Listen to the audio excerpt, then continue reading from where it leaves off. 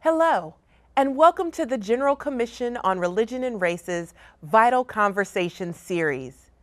In this series, we are featuring thought leaders, pastors, theologians, activists, authors, and scholars who are sharing their stories, their insights, and their expertise in support of GCOR's mission to build the capacity of the United Methodist Church to be contextually relevant and to reach more people, younger people, and more diverse people. We are delighted that you're joining in on the Vital Conversations movement, dealing with issues related to faith, culture, and fighting oppression in the church and world today. I'm pleased to introduce Reverend David Anderson Hooker's Vital Conversation talk on the elements that hinder and help fruitful dialogue on issues of race.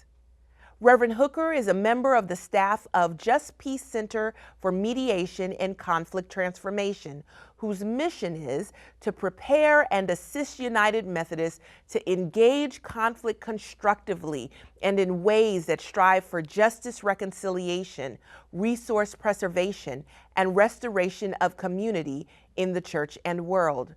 For more than 30 years, Reverend Hooker has been a mediator, facilitator, and community organizer. He has worked in the United States, Europe, Africa, and Latin America on issues of environmental justice, post-riot reconciliation, community development, democratization, and multi-party conflict resolution. Reverend Hooker is ordained in the United Church of Christ. We invite you to stay connected with GCOR by following us on Facebook and Twitter, and by visiting our website to learn more about our work and to find resources to assist you in having your very own vital conversations. And now, it is my very distinct pleasure to present to you Reverend David Anderson Hooker.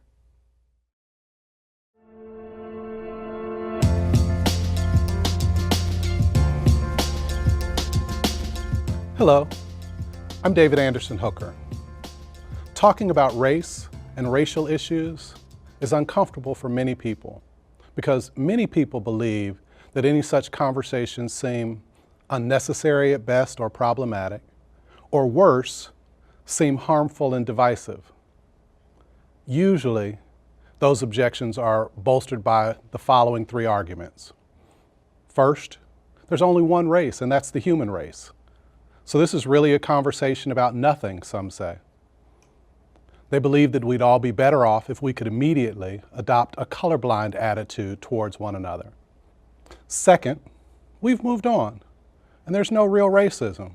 Yeah, there are some people who do or say racist things, but those are just ignorant individuals.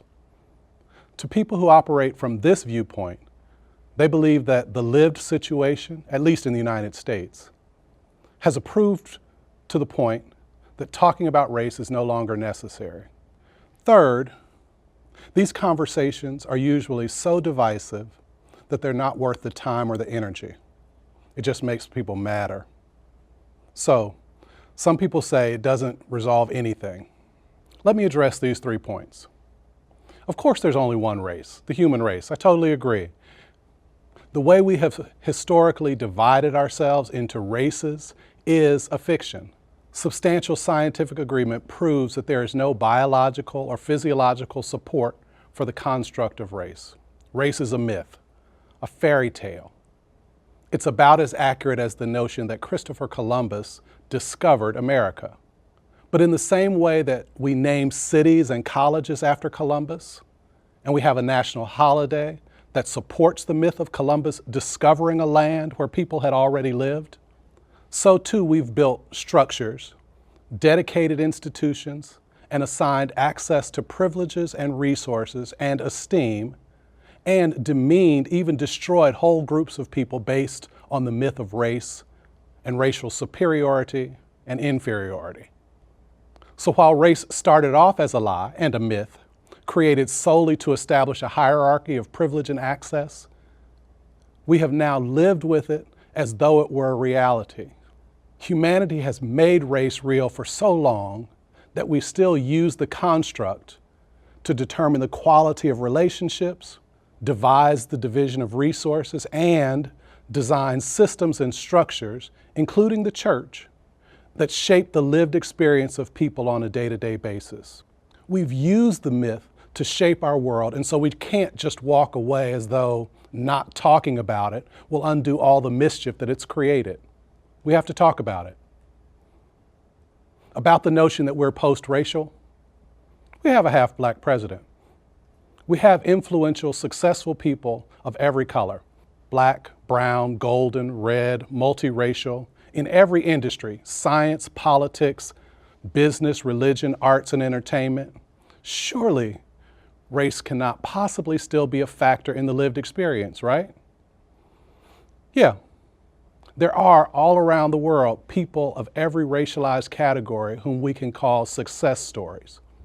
Yet, racialized categories significantly and effectively predict the outcome in health, education, criminal justice, wealth, and so many other dimensions of life. Race is a fiction, but racism is very real right now. When I say racism is real, many of you just got uncomfortable and asked yourselves, did he just call me a racist? I need you to relax. Breathe deeply. Lean back into the conversation. Racism doesn't have to be conscious and personal. The problem, even the paradox of racism, is that people who are not consciously aware of it or intentionally supporting it can still sustain it and benefit from it. And people who are oppressed by it often act in ways that support and sustain the racism that they oppose. So we're certainly not beyond it. We need to talk about it. But how? Because yes, the conversations can become strident and uncomfortable. Some of you have tried to have these conversations. If the conversation goes well, it often improves relationships, even if people's lived experiences do not change substantially. And when the conversation goes badly, people are left feeling attacked, not heard, vulnerable, disregarded, disrespected, and ultimately leaving with an increased skepticism, cynicism, or resignation about our ability to do anything about what really is. I've been a civil rights lawyer, a mediator, a psychologist, a preacher, a community organizer, a professor, and a leadership development specialist. I've participated in community engagement, civil rights litigation. I've advocated for reparations, participated in and led multiple forms of cross-racial dialogue, prejudice reduction training, and so many other approaches. All of these were attempts to better understand and then to shift the issues of division, separation, and inequity that exist as the norm in most of our communities.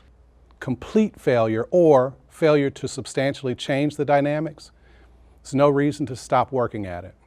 So I have a few insights that I think will be helpful for those of you who accept the invitation to participate in these difficult conversations. First, don't get bogged down trying to prove or disprove the existence of racism.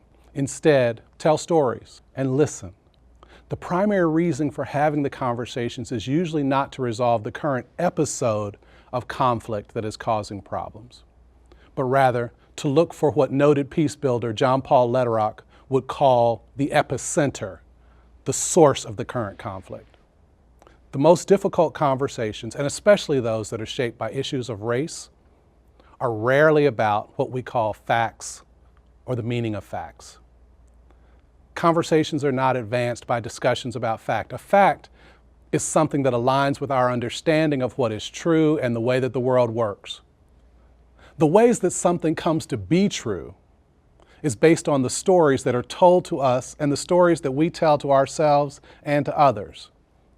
And many of those stories become invisible because they're embedded in structures and systems. Imagine that our lives are like this blank screen.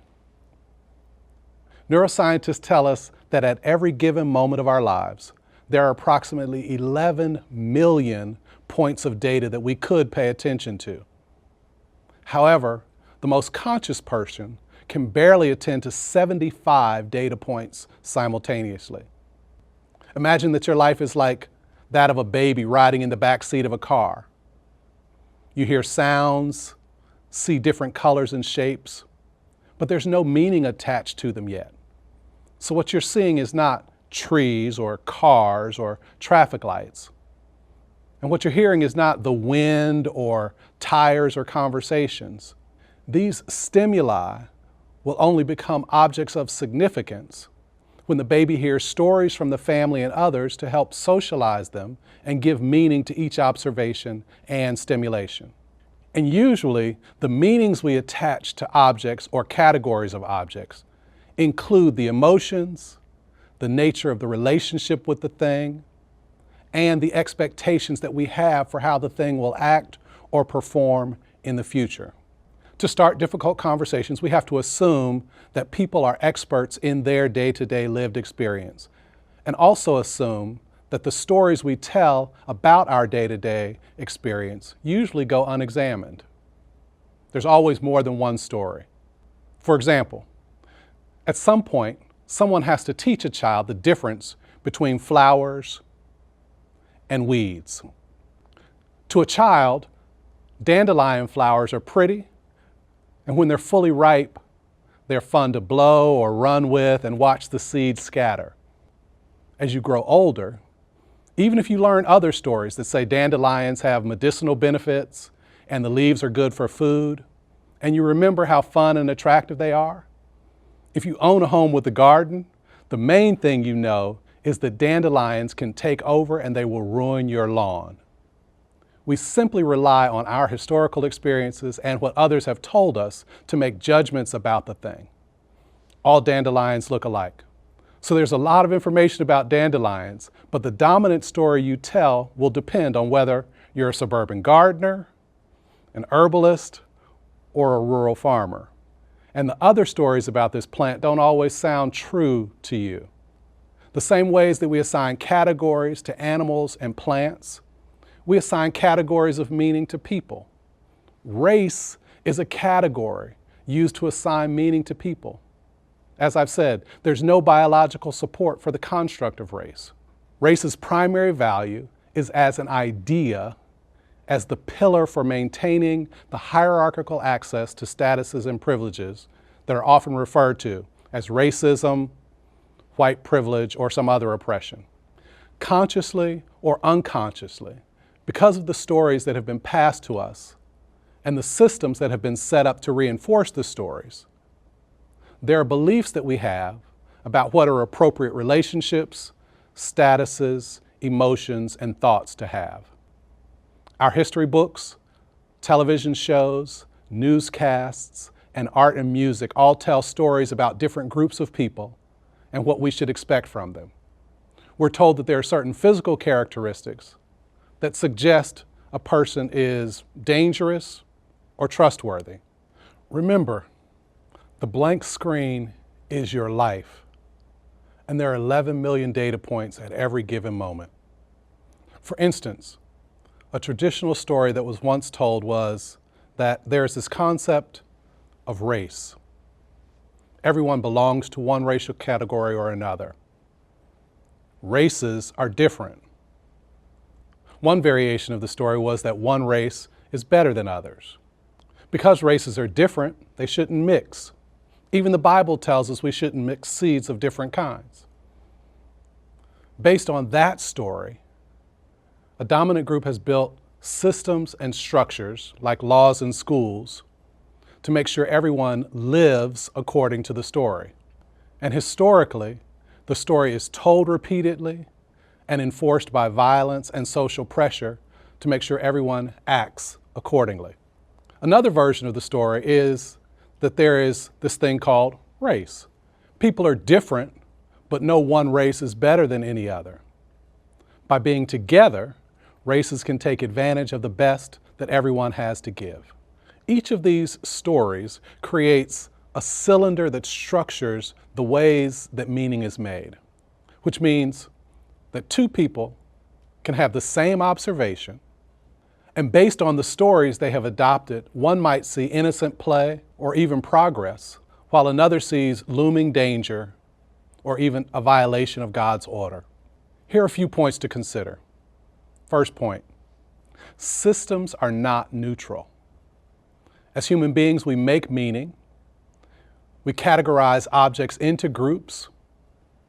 We attach emotion, and then we pass our meaning on to one another in stories, and we build structures and systems to support and reinforce the stories we want to tell. So although Kentucky bluegrass is also an invasive plant species and it has no medicinal or nutritional value, we nevertheless sell bluegrass seed for growing in our lawns, but we offer only weed killer for dandelions, because that's just our story. Second point, safety is overrated. When we agree to participate in potentially difficult conversations, we want to be assured that there will be safe space. Unfortunately, what safe space has come to mean is that the dialogue processes are shaped in ways that limit passionate expression. They take emotions out and try not to become polarized. What this often means in practice is that we only talk to people who share our experience. Stories without emotions are like listening to an opera without the orchestra. The story without the emotion and historical connection is incomplete, and it lacks context. Space for transformative dialogue requires that we invite difference, allow for passionate expression of divergent experience, and honor all of what makes our communities possible. Finally, a story. I was born in Cincinnati, Ohio, and raised in a small neighborhood known as North Avondale. North Avondale was a very unique community. My high school, Walnut Hills, a magnet public school for college prep. It was very mixed in terms of race, ethnicity, class, and religion.